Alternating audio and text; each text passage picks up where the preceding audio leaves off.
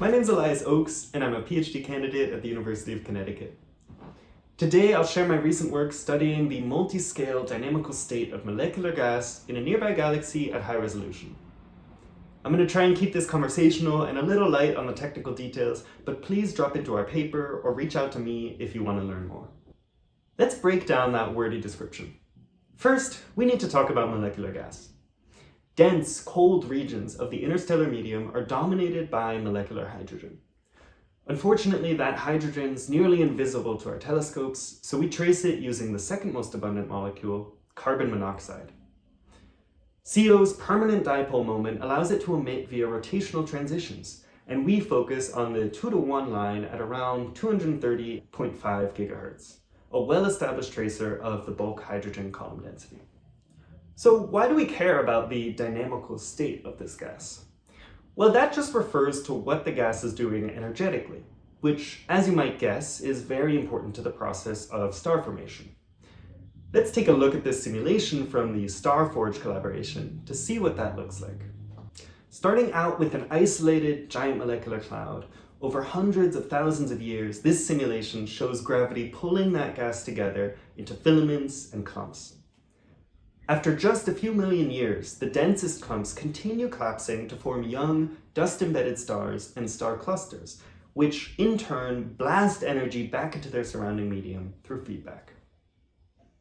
In that simulation, gravity is clearly dominating the evolution of our cloud and causing it to collapse.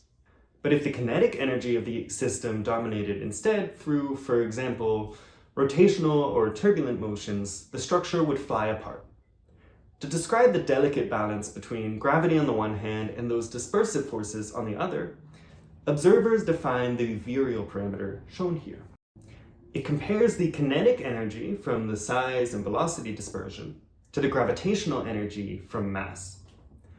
Low values mean that gravity wins. The structure is bound and likely collapsing. Now, this formulation makes assumptions about the shape of our cloud and neglects some physics like surface terms or external pressure. So we care less about absolute values and more about how it changes across scales. That brings us to the central question, the multi-scale part of our work. How does the dynamical state of the gas change when we zoom in, from the largest cloud-like structures to smaller filaments and clumps within those clouds? It's an important question because we can search for scales where gravity starts to dominate and collapse takes over. In other words, a characteristic scale for bound star-forming structures. If we don't see those characteristic scales, that suggests something more dynamic, like a hierarchical cascade of collapse across all scales, rather than distinct bound clouds emerging at one magic size. Answering that question is going to demand some really special data. We need a combination of high resolution, better than 10 parsecs, so we can get down to the structures within those clouds and make comparisons to detailed observations in our Milky Way. But we also need a wide field of view and extended flux recovery so we can see the larger structures and build a statistically representative sample with many hundreds of clouds. That means picking a strategic extragalactic target that's nearby, star-forming, and comparable to the Milky Way, but with a clean external view. Checking off all those boxes with a distance of 3.5 megaparsecs, NGC 253 is our guy. This stunning view of NGC 253 with JWST's MIRI really highlights the intricate structure of the interstellar medium, dust in this case, from the largest scales down to just a few parsecs. Unfortunately, it doesn't give us the dynamical information that we need. For that, we turn to the ALMA telescope in Chile. Getting that third dimension is a lot more expensive though, so we have to zoom in on a representative region of the galaxy. Over this 1.4 by 5.6 square kiloparsec field, our ALMA observations give us a spatial resolution of just 0.4 arcseconds, or 7 parsecs, a velocity resolution of 1 kilometer per second, and full flux recovery over several CO lines. In other words, just the exceptional 3D dataset we need for a multi-scale dynamical study of hundreds of individual clouds. To decompose this complex emission into hierarchically nested structures without imposing an intrinsic scale of our own, we use the dendrograms approach. Let's zoom in again to see how it works. First, we'll start with an intensity threshold that we gradually lower. When it hits a local emission peak, we'll drop a pin and start contouring. This kicks off our densest and smallest structures called leaves. As the intensity threshold comes down, our contours grow and we find a few new leaves. Eventually, the contours bump into each other, but we can simply merge these into a new structure called a branch and keep going. As the threshold drops, we'll keep finding new leaves at the top of their hierarchy and merging new substructure-containing branches until we reach the noise floor of our data. In our field, this process produces a catalog of 2,463 leaves and branches in 3D position velocity space, along with their hierarchical relationship. The full dendrogram with up to 176 levels looks like this. On the left, we've got low-intensity isolated leaves, while towards the right, complex lineages branch up to high intensities. Those correspond to some of the largest scale structures that cross our field, highlighted here in color. For each structure in the dendrogram, we can analyze its 3D contour and measure the properties of the gas. For example, using the mass, size, and velocity dispersion, we've calculated the virial parameter here on a scale from blue to red. Let's take a quick look at the distribution of those virial parameters. The populations of leaves and branches are pretty similar, with median values right around a virial parameter of 2.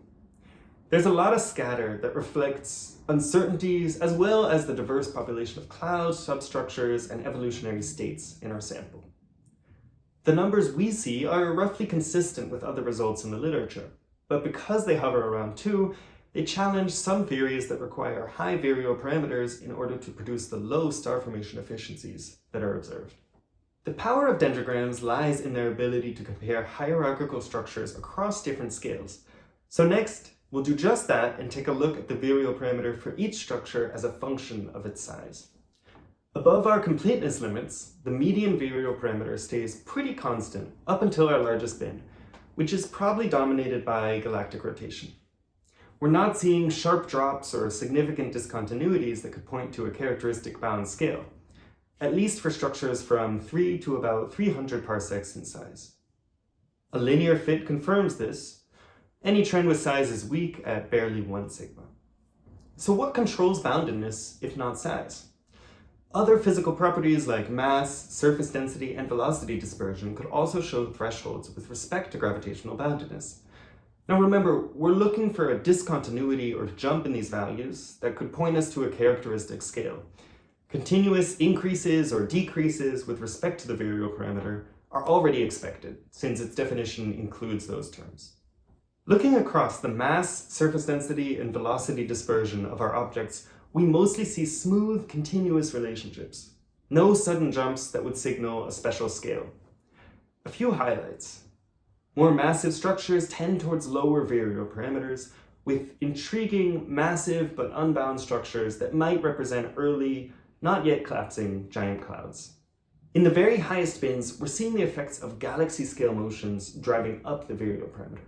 Surface density shows a clear inverse relationship in the regime we can reliably detect, which makes sense because more dense regions tend to be dominated by gravity.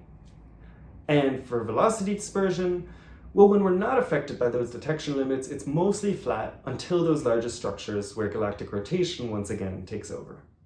We can also ask whether position in the hierarchy matters. Brightness definitely does. Structures at higher intensities, as measured by the height parameter, tend to be more bound. Complexity also seems to be important.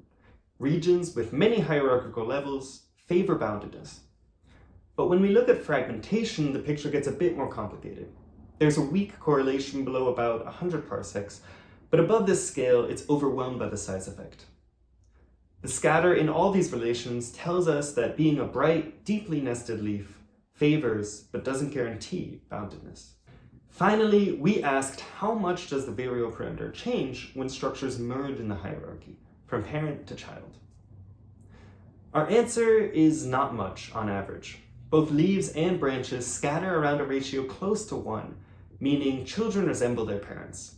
But the scatter reveals that some individual mergers can dramatically shift the virial parameter, and those changes tend towards lower values. Crucially, this ratio stays flat across the physical and hierarchical parameters that we studied. That means we're seeing no special scales where the virial parameter starts to change, just smooth, gradual evolution when averaged over the population. So let's wrap things up with some of our key takeaways. First, using a high-resolution, wide-field ALMA survey in NGC 253, we looked at the hierarchical dynamical state of molecular gas across more than 2.5 orders of magnitude in size. We used dendrograms as a powerful tool to characterize that hierarchy and explore the properties of individual gas structures. Second, that analysis showed that the median virial parameter is mostly independent of structure size from about 3 to 250 parsecs. Instead, boundedness depends on dynamical physical conditions like mass, velocity dispersion, or position in the hierarchy. Third, those scaling relations tend to be smooth across physical and hierarchical properties, meaning there's no evidence for an emergent scale of gravitational boundedness in our data. Overall, our work undermines a view of bound clumps within larger unbound structures, or at least shows that those signatures are only observable at scales of less than a few parsecs. This also suggests that the canonical giant molecular cloud scale of 50 to 100 parsecs might be fairly arbitrary, since we don't observe unique features emerging at particular scales. So where do we go from here? There's much more to explore in these data, including the morphology and concentration of those CO peaks at high resolution. And several exciting galaxy-wide surveys at similar resolution are coming soon from myself and the PHANGS team. Please check out the paper if you're interested in more details about our approach. We've got more there than I could talk about in this video, including variations of the virial parameter within individual structures, plus additional scaling relations like the classic size line width. Finally, I want to thank my advisor, Chris Fazy, PHANGS collaborators around the world, and the public funding that made this work possible. Feel free to reach out with questions or comments, and check out these other PHANGS videos in the meantime.